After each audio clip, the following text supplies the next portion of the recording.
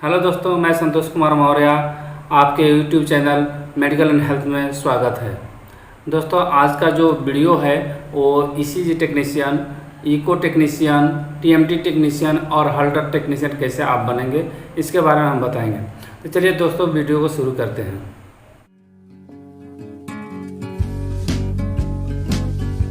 दोस्तों, आपको हम बताते हैं कि हॉल्टर टेक्नीशियन, टीएमटी टेक्नीशियन और इको टेक्नीशियन बनने के लिए अलग से कोई कोर्स नहीं होता है। ईसीजी ही एक ऐसा कोर्स है जिसको करके इको टेक्नीशियन, टीएमटी टेक्नीशियन और हॉल्टर टेक्नीशियन बनते हैं। इसमें क्या होता है, ईसीजी का कोर्स आप जैसे कर लेते हैं उसके बाद से आप हॉल्टर का अनुभव लेते हैं, टीएमटी का अनुभव लेते हैं और इको का अनुभव लेते हैं और उसके बेसिस पर आप इसमें काम करते हैं।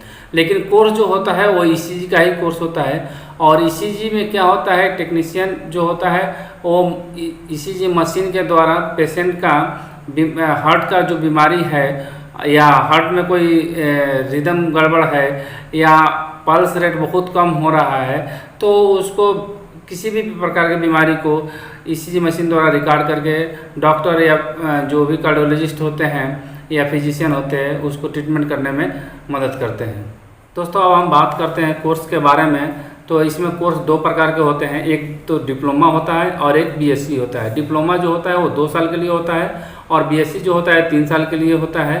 तो डिप्लोमा में क्या होता है, डिप्लोमा इन ईसीजी टेक्नोलॉजी और या डिप्लोमा इन कार्डियोलॉजी टेक्नोलॉजी या बीएससी इन ईसीजी टेक्नोलॉजी या बीएससी इन कार्डियोलॉजी टेक्नोलॉजी होता है।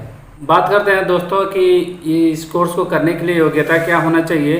तो 10+2 यानी कि इंटरमीडिएट में कम से कम आपको 50% से ज़्यादा अंक से पास होना चाहिए और साथ ही आपको फिजिक्स, केमिस्ट्री, बायोलॉजी अनिवार्य हो।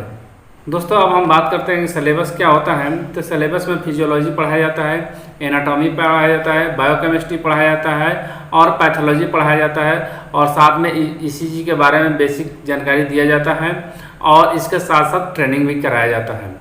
अब हम बात करते हैं सेकेंड ईयर में क्या होता है। तो सेकेंड ईयर में टीएमटी के बारे में पढ़ाया जाता है और हॉल्टर मॉनिटरिंग के बारे में पढ़ाया जाता है और इको के बारे में पढ़ाया जाता है और साथ ही डॉपलर की जानकारी दिया जाता है और इसके साथ साथ ट्रेनिंग भी दिया जाता है।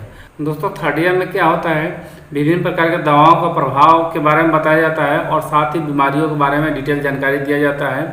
और इसमें थर्ड ईयर में क्या होता है कि सबसे ज़्यादा ध्यान ट्रेनिंग में दिया जाता है।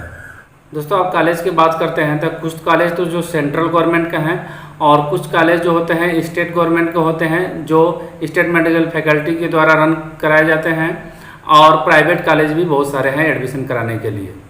दोस्तों, अब बात करते हैं फीस के बारे में। तो यदि आप डिप्लोमा गवर्नमेंट कॉलेज से करते हैं तो आपको 5 से 6 हज़ार रुपये फीस लगता है। यदि बैचलर का कोर्स करते हैं तो उसमें आपको 30 से 50 हज़ार रुपये फीस लगता है। और आप बात करते हैं आपको प्राइवेट कॉलेज में, तो प्राइवेट कॉलेज में डिप्लोमा के लिए 25 से 30 हज़ार रुपये लगता है और बैचलर के लिए इसमें आपको 50 से 70 हज़ार रुपये तक लगता है। दोस्तों, हम बात करते हैं एडमिशन प्रोसेस क्या होता है इसमें। तो कुछ कॉलेजों में क्या होता है कि आपका इंटरमीडिएट का जो मार्क्स रहता है उसी के आधार पर मेरिट बना करके लेता है और कुछ कॉलेजों में क्या होता है कि आपको इंट्रेंस एग्ज़ाम होता है, उसके आधार पर मेरिट बनता है, उसके बाद से आपका एडमिशन होता है।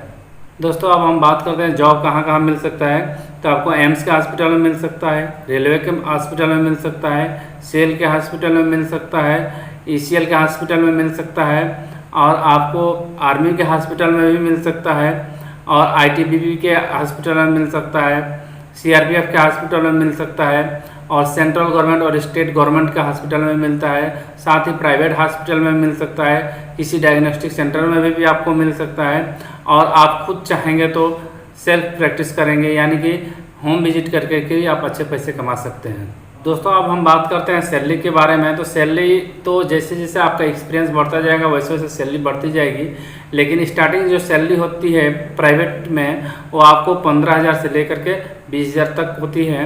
अगर गवर्नमेंट में जाते हैं तो आपको 35,000 से लेकर के 45,000 तक होती है। दोस्तों, आपको लास्ट में एक मैं टिप्स बताता हूँ कि आप सैलरी को ज़्यादा कैसे बना सकते हैं यानी कैसे बढ़ा सकते हैं। तो उसके लिए आप क्या कीजिए, किसी भी अच्छे हॉस्पिटल में पहले ज्वाइन कीजिए, उसके बाद से जब अच्छे हॉस्पिटल में काम कर लेंगे, कुछ दिन आपका एक्सपीरियंस हो जाएगा, तो आपका जो मार्केट डिमांड है आपका बहुत बढ़ जाएगा। उसके बाद आप किसी भी हॉस्पिटल में जाएंगे तो आपको जो सैलरी होगा उस जितना मिल रहा है उससे 2-4 हज़ार 5 हज़ार तक बढ़ करके ही मिलेगा। तो इसलिए हमारा जो फोकस रहेगा ये तो अच्छे कॉलेज से हम करने की कोशिश करें, और दूसरा अच्छे जगह काम करें जिससे कि हमारा सैलरी बढ़ सके, उसमें आपका डिमांड बढ़ सके। तो ये आपका तरीका हो गया कि सैलरी इस हिसाब से आप काम करेंगे तो आपका सैलरी बहुत तेज़ी से ग्रो करेगा। तो दोस्तों ये वीडियो आपको कैसा लगा? यदि अच्छा लगा तो अपने दोस्तों के साथ शेयर कीजिएगा, और साथ ही लाइक करके सब्सक्राइब कर लीजिएगा, और बेल आइकन बटन को ज़रूर प्रेस कर लीजिएगा ताकि जो भी मैं नया वीडियो अपलोड करूं आपको इसका इन्फॉर्मेशन मिल जाए। यह वीडियो देखने के लिए बहुत बहुत धन्यवाद।